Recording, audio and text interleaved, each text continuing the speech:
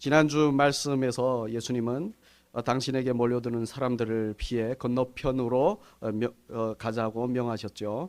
그래서 오늘 말씀 23절을 보시면 배에 오르는데 제자들이 따랐다고 합니다. 그런데요, 지난주 말씀을 기억해 보시면 두 사람이 나왔어요. 그렇죠? 어디든 예수님을 따르겠다고 했던 서기관과 죽은 아버지를 먼저 장사하겠다면서 예수님을 떠나려고 했던 예수님의 제자가 나왔었습니다. 그런데 오늘 23절을 보시면 예수님을 따라 배에 오른 사람들은 그 제자를 비롯한 제자들 뿐이에요. 어디든지 예수님을 따르겠다고 한 서기관은 없습니다. 이를 보면서 우리는 알게 되는 사실이 있습니다. 그것은 바로 예수님은 당신을 따르겠다는 사람보다 떠나려는 사람을 데리고 가신다는 사실. 사실 보편적으로 사람은 자기를 따르는 사람을 자기 편으로 만듭니다. 그런데 예수님은 그렇게 하시지 않으시는 것 같아 보입니다. 그러면 왜 예수님은 당신을 따르려는 사람보다 떠나려는 사람을 데리고 가시는 걸까요? 네, 예수님을 따르는 것은 사람이 자기가 원한다고 해서 또는 자기의 의지로 되는 것이 아니기 때문에. 자, 보십시오. 원해서 자기 의지를 가지고 예수님을 따르겠다고 한 서기관은 예수님께서 배에 오르실 때 거기에 있나요? 함께 했나요? 아니죠. 왜죠? 왜 함께 하지 않죠? 지난주 말씀에서 우리가 보았잖아요. 예수님께서 당신은 머리 둘 것이 없는 사람이라고 하셨기 때문에. 그러니 더 이상 따르지 않는 겁니다. 포기한 거예요. 왜냐하면 자기가 원하는 것이 예수님에게는 없기 때문에 그러는 겁니다. 사람은 그렇잖아요. 자기가 원하는 것이 없으면 이 의지를 발동할 수 없어요. 설사 자기의 의지를 발동해서 따랐다 해도 원하는 것이 없는 이상 결국은 포기하게 됩니다. 왜냐하면 자기의 영광이 없는 것을 행하는 사람의 의지는 한계가 있기 때문에. 그래서 스스로 따르겠다는 사람보다 당신을 떠나려는 제자에게 당신을 따르라고 하신 거예요. 왜죠? 왜냐하면 스스로 자기 의지로 따르는 사람의 결국은 포기이지만 머리가 되신 주님이 사람을 인도하시면 사람은 어떻게 할까요? 끝까지 갈 수 있기 때문에. 여러분 이 사실을 기억하십시오. 사람의 의지로 따르면 포기하게 됩니다. 그런데 주님이 우리를 인도하시면 끝까지 가게 돼요. 제가 매일 아이를 어린이집에서 픽업해 집으로 데려오는데요. 가끔씩 아이에게 먼저 앞서서 집으로 가보라고 합니다. 그런데요, 처음에는 집으로 가는 것처럼 보여요. 근데요, 가다가 꼭 딴 데로 셉니다. 왜냐하면 밖에는 집으로 가는 아이의 마음을 빼앗는 것이 너무 많기 때문에. 그래서 아이는 절대로 스스로 집으로 갈 수 없습니다. 그러나 아이에게는 누가 있죠? 아빠인 제가 있습니다. 제가 집이 아닌 딴 데로 가는 아이를 붙잡습니다. 그리고 끌고 집으로 갑니다. 물론 처음에는 싫다고 난리치죠. 그러나 아빠의 힘을 당할 수 없죠. 아빠의 손에 끌리면 아이는 결국 집으로 가게 됩니다. 마찬가지로 예수님의 인도하심, 예수님의 손에 붙들려 가는 사람은 끝까지 갈 수 있는 거예요. 이렇게 말하면 다소 강압적으로 느껴질 수 있을 겁니다. 그러나 제가 아이를 집으로 끌고 갈 때 늘 아이에게 말해주는 것이 있습니다. 이제는 어두워졌어. 밖은 너무 추워. 집에 가면 더 좋은 일이 있을 거야. 그러면 아이는 점점 밖에서 놀고 싶은 마음을 포기하고 저를 따라옵니다. 주님도 그렇게 하십니다. 주님께서 우리를 인도하시면서 주님은 반드시 우리에게 말씀하세요. 우리가 이대로 어둠 가운데 있으면 안 돼. 빛 가운데로 가야 해. 나를 따라가는 그곳에는 이 세상은 절대로 줄 수 없는 그 영원한 축복이 있는 곳이야. 라고 말씀해 주세요. 그래서 사람은 처음에는 수동적으로 억지로 주님을 따르는 것 같이 보여도 결국에는 능동적으로 따르게 돼요. 왜냐하면 주님의 인도하심을 따라가는 것이 맞는 일이고 선한 일이고 결국은 하나님 나라로 가는 일임을 알기 때문이에요. 사실 사람이 수동적으로 따르든 능동적으로 따르든 다 주님이 인도하시는 것입니다. 그 인도하심 가운데서 사람의 태도가 점차 수동적에서 능동적으로 바뀌는 거죠. 주님을 알아가기 때문에. 23절에서 예수님을 따라 배에 올랐던 제자들도 이제 자기들이 따르는 예수님이 어떤 분이신지 아는 경험을 하게 됩니다. 24절을 보겠습니다. 그들이 배를 타고 갈릴리 바다를 건너가는데 무엇이 일었다고 하죠? 큰 놀이 일었다고 합니다. 큰 놀이란 큰 파도예요. 큰 파도가 그들이 탄 배를 덮친 겁니다. 그런데 그렇게 큰 파도가 덮치는데 예수님은 뭘 하고 계시죠? 주무시고 계십니다. 아니, 큰 파도가 지금 배를 덮치는데, 좀 있으면 배가 뒤집어질 수 있는데 어떻게 그런 가운데서 주무실 수 있지? 라는 의문이 생깁니다.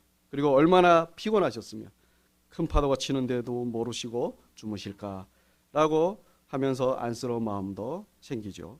그런데요, 여러분, 우리가 다 알다시피 아무리 피곤하다 해도 큰 파도가 치는 위험한 상황에서 평안히 자는 것은 불가능한 일입니다. 그러면 예수님은 어떻게 그런 상황에서 그렇게 평안히 주무실 수 있을까요? 네, 사람이 평안히 잠잘 수 있을 때는 보통 어떨 때 잠을 잘 자죠? 모든 일이 자신의 통제 안에 있을 때. 그렇잖아요. 별일 없으면 우리 잠 잘 자잖아요. 잠 잘 자잖아요. 그렇죠? 그러나 사람은 자기가 통제할 수 없는 어떤 일이 생기면 절대로 평안히 잠잘 수 없습니다. 그래서 25절 보시면 예수님은 주무시지만 제자들은 자지 못하는 거예요. 큰 파도를 어떻게 할 수 없으니 못 자는 겁니다. 여기서 우리는 알게 됩니다. 예수님께서 큰 파도가 덮치는 가운데서도 평안히 주무실 수 있었던 이유는 바로 예수님은 그 큰 파도를 어떻게 하실 수 있죠? 통제하실 수 있다는 거예요. 그러니 큰 파도 앞에서도 그렇게 평안히 주무실 수 있는 거예요. 그런데 문제는 제자들이 그 사실을 믿지 않는 겁니다. 그러니 주님이 그렇게 주무시는 것을 마치 무력하게 그들을 내버려 두고 계시는 것처럼 여겼어요. 그래서 25절 보시면 제자들은 예수님을 깨우면서 주여 구원하소서 우리가 죽겠나이다 라고 아우성을 친 겁니다. 만약에 그들이 예수님을 모든 것을 다스리고 통제하시는 주님으로 믿었다면 어떻게 했을까요? 주무시는 주님과 함께 잠을 잤을 겁니다. 여러분, 우리의 삶에도 큰 파도 같은 문제가 있어요. 그러나 그 앞에서 우리가 어떻게 하고 있느냐에 따라 상황이 달라집니다.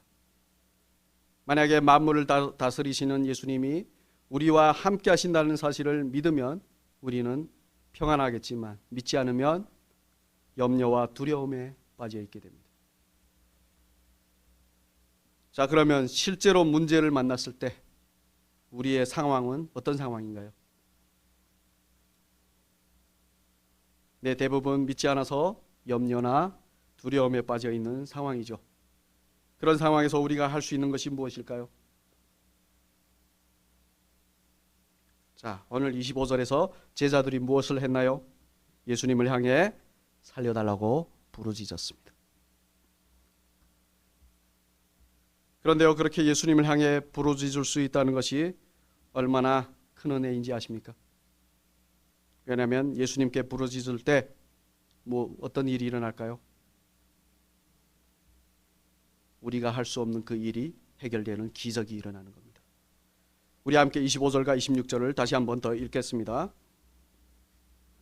그 제자들이 나와 깨우며 이르되 주여 구원하소서 우리가 죽겠나이다.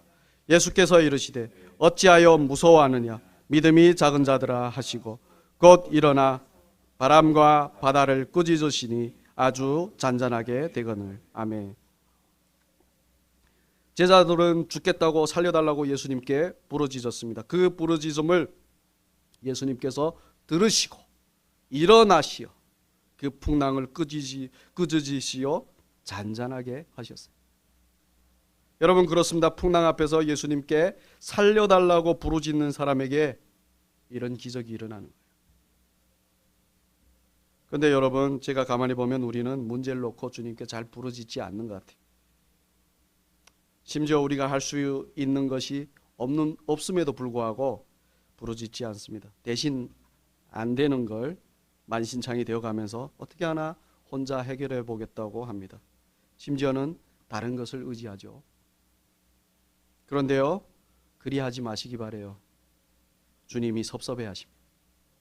분명 모든 것을 다스리시는 주님이 우리와 함께 하심에도 불구하고 그분을 없는 존재 취급하니 그분은 당연히 섭섭하신 겁니다. 그러니 우리는 어떤 문제 앞에서라도 먼저 주님을 찾아 부르짖어 그분의 은혜를 받으시길 진심으로 축복합니다. 그러나 아까도 말씀드렸지만 부르짖는 것이 대단한 일은 아닙니다. 부르짖는 것은 예수님을 잘 몰라서 믿음이 없어서입니다. 사실은 이를 예수님도 말씀하셨어요. 26절에서 예수님께서 부르짖는 제자들에게 어떻게 말씀하시죠? 어찌 두려워하느냐 믿음이 작은 자들아 라고 하시죠. 어떤 사람들은 예수님께 부르짖는 것을 믿음이 좋은 것으로 말합니다. 그런데요, 실제는 그렇지 않습니다. 믿음이 작아서입니다. 여기서 작다는 말은 거의 없다는 말이에요. 그래서 믿음이 작다는 말씀은 믿음이 없다는 말씀과 같은 말씀입니다. 예수님은 마태복음 17장 20절에서 겨자씨만한 믿음이 있어도 어떻게 한다고 했죠? 산을 여기서 저기로 옮길 수 있다고 하셨어요. 믿음이 작다고 하신 것은 어떤 거죠? 겨자씨만한 믿음도 없다고 하시는 거예요, 지금. 그래서 여러분, 우리는 믿음이 없기에 주님께 부르짖는다는 사실을 알아야 돼요. 이게 좀 이상하겠지만 아니 믿음 있는 사람들만 부르짖는 거 아닙니까 하는데요, 실제로 가만히 들다 보면 아까 말씀드렸잖아요. 믿었으면 어떻게 한다고요? 예수님과 함께 그 풍랑 속에서 잠을 잔다고 했죠. 믿음이 있었으면. 믿음이 없으니까 두려워서 부르짖는 거예요. 고로 우리에게는 이 사실을 알았을 때 우리는 이제는 우리가 우리에게 무엇이 있어야 되는지를 알게 됩니다. 무엇이 있어야 될까요? 믿음이 있어야 되는 중요성이 우리에게 생깁니다. 그렇잖아요. 믿지 않으면서 계속 부르짖기만 하면 어떻게 될까요? 자, 여러분 생각해 보십시오. 믿음이 없는데 부르짖기만 해요. 어떤 분이 교회에서 주님께 부르짖으라는 말씀을 듣고 늘 부르짖는 기도를 했답니다. 처음에는 응답되고 부르짖고 나면 마음도 시원해졌답니다. 그런데 어느 순간부터 뭔가 이상한 거예요. 주님이 자기의 부르짖음에 응답하지 않으시는 것 같아요. 그래서 목사님한테 물었답니다. 부르짖어 기도하라고 해서 했는데 주님이 듣지 않으시는 것 같다. 그때 목사님이 이런 이야기를 해줬답니다. 만약에 제가 배에서 떨어져 바닷물에 빠졌다고 합시다. 그래서 형제님이 저를 끌어서 배에 다시 올려줬어요. 배에 올랐음에도 불구하고 제가 계속 형제님 구해주세요, 형제님 구해주세요 라고 하면 형제님은 어떻게 반응하시겠습니까? 저를 병원으로 데려가셨겠죠. 마찬가지로 형제님이 부르짖는데 주님이 듣지 않으신 것은 형제님이 이미 안전하다는 것입니다. 그런데 문제는 형제님이 그 사실을 믿지 않는 거예요. 그러니 형제님은 형제님과 함께 하시는 주님을 어떻게 하면 되겠죠? 믿으시면 됩니다 라고 말했답니다. 여러분 그렇습니다. 믿음이 없는 상태로 부르짖기만 하면 사실 주님은 기뻐하지 않으세요. 이건 제가 말하는 것이 아니라 히브리서 11장 6절에서 말씀합니다. 믿음이 없는 사람을 기쁘시게 하지 못한다고요. 우리 함께 읽도록 하겠습니다. 믿음이 없이는 하나님을 기쁘시게 하지 못하나니 하나님께 나가는 자는 반드시 그가 계신 것과 또한 그가 자기를 찾는 자들에게 상 주시는 이심을 믿어야 할지니라. 아멘. 여러분 이 말씀에 따르면 믿음이 없는 신앙은 아무리 열심히 해도 무의미한 겁니다. 그래서 여러분 우리는 믿음이 얼마나 중요한지를 알아야 돼요. 이 세상을 사는 우리에게 가장 필요한 것은 뭘까요? 믿음입니다. 그러나 우리는 이 믿음을 가져야 됩니다. 자, 그런데요, 믿음을 가지려면 어떻게 해야 될까요? 제가 늘 말씀드리지만 주님을 알아야 돼요. 우리가 그렇잖아요. 누군가를 신뢰하려면 그 사람에 대해 알아야 되잖아요. 그래서 우리는 주님을 알아야 주님을 믿을 수 있습니다. 자, 그러면 주님을 알려면 어떻게 해야 할까요?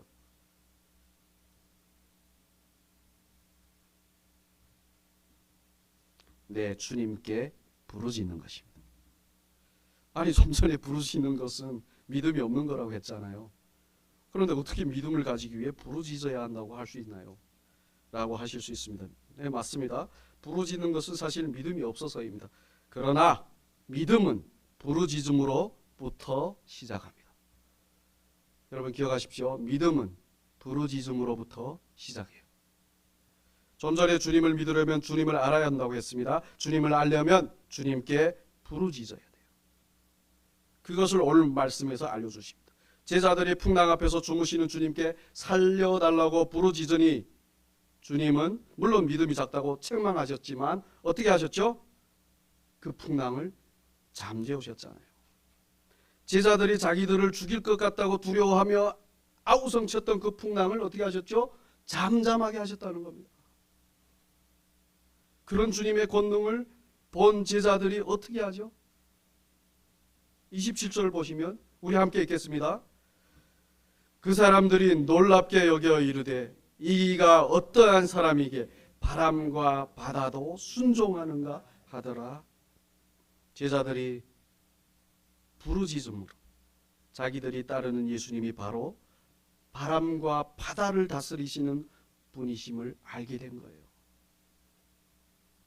여러분 그렇습니다. 비록 믿음이 없어서 예수님께 부르짖지만 우리는 그 부르짖음을 통해 알게 됩니다. 예수님이 바로 만물을 다스리시는 전지전능하신 하나님이시라는 사실을. 그리고 그런 분이 우리와 함께 하시며 우리가 그분의 품 안에 있고 그래서 우리는 안전하다는 사실을 알게 되는 거예요. 이렇게 알게 되면 우리는 어떻게 할까요? 그 다음에 나오는 게 뭘까요? 알았으니 자연히 그분을 믿게 되는 거죠. 믿음이라는 게 그냥 믿습니다 해서 믿는 게 아니에요. 그렇게 알므로 자연스럽게 오는 게 바로 믿음입니다.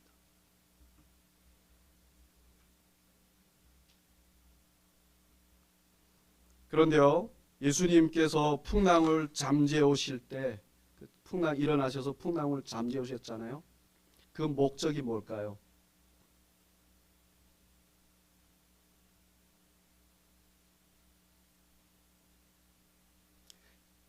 이미 다 말씀드렸어요. 제자들로 하여금 믿도록 하기 위해서. 제가 이 질문을 하는 이유는 여러분들이 집중하고 있느냐 마느냐를 시험하기 위함입니다. 그래서 이 풍랑 자체도 그러니까 풍랑을 잠재우셨잖아요.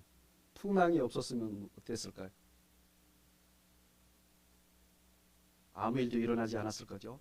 풍랑 자체도 사실 예수님을 믿게 하기 위한 통로였다는 것입니다. 요즘 제가 탈북민들의 간증을 듣고 있는데요. 이 눈물 없이는 들을 수 없는 그들의 간증을 이게 하나같이 이 오늘 말씀과 맥락이 같아요. 절체절명의 그 위기의 풍랑 앞에서 그들이 한 것은 제자들처럼 예수님 향해 부르짖는 거였어요. 그런데 그 부르짖음이 그들로 하여금 예수님의 권능을 경험하고 예수님을 믿게 되는 계기가 된 것입니다. 그러면서 그런 생각을 해봤습니다. 절체절명의 위기와 풍랑이 없었더라면 어땠을까? 풍랑이 없으면 부르짖음도 없습니다. 부르짖음이 없으면 예수님의 역사를 경험하는 일도 없습니다. 풍랑을 잠재우시는 예수님의 그 권능을 경험할 일도 없죠. 그리고 그러면 결국은 어떻게 되죠? 예수님을 믿을 수 없어요. 그러면서 그런 생각을 해봤습니다. 풍랑은 바로 주님이 우리로 하여금 주님께 부르짖게 하여 주님을 알고 믿도록 하기 위해 주님이 보내신 거구나. 그래서 여러분 우리에게 풍랑이 있을 때 이렇게 생각하시길 바랍니다. 이 풍랑은 주님이 우리로 주님께 부르짖어 주님을 알고 믿게 하도록 하시기 위해 우리에게 보내주신 은혜구나. 자, 풍랑을 잠잠하게 하셨으면 일어나게 하실 수도 있는 거잖아요. 우리의 믿음을 위해서 그렇게 하신 거예요. 그래서 우리 우리 삶 가운데 만약에 여러분들이 어떤 풍랑을 경험하신다면 여러분 기억하십시오. 그것은 주님께서 우리로 하여금 주님을 믿고 알고 믿도록 하시기 위해 허락하신 풍랑이라는 사실. 그래서 우리가 그 풍랑 앞에서 두려워하지 않고 부르짖고, 물론 처음에는 믿음이 약해서 두려워서 부르짖을 수 있습니다. 그렇지만 그렇게 부르짖을 때 주님은 우리에게 당신이 어떤 분이신지 보여주신다는 사실을 여러분 꼭 기억하십시오. 그리함으로 우리가 그분을 믿게 된다는 그 은혜를 여러분 기억하시기 바랍니다. 결론 짓겠습니다. 오늘 말씀은 분명히 우리에게 말씀해 주십니다. 우리가 풍랑 같은 문제를 만났을 때 해야 할 일은 혼자서 버티는 것이 아니라 우리와 함께 계시는 예수님께 어떻게 해야 된다고요? 부르짖는 것이요. 물론 우리의 부르짖음은 믿음이 없어서 두려워서 나오는 겁니다. 그러나 주님은 그런 우리를 외면하지 않으시고 그 부르짖음을 통해 당신이 바람과 바다를 다스리시는 전지전능하신 하나님이심을 보여주십니다. 그래서 믿음은 처음부터 완성된 모습으로 시작되는 것이 아니라 부르짖음 속에서 주님을 알아가면서 자라나는 거예요. 그리고 그 알아감 속에서 풍랑은 문제로 끝나지 않고 주님을 더 깊이 알게 하는 통로가 되는 것입니다. 그러므로 여러분 풍랑을 두려워하지 마시기 바랍니다. 여러분 삶 가운데 어떤 문제가 일어나잖아요. 두려워하지 마시고 염려하지 마시고 어떻게 하시라고요? 부르짖으시길 바랍니다. 예수님께.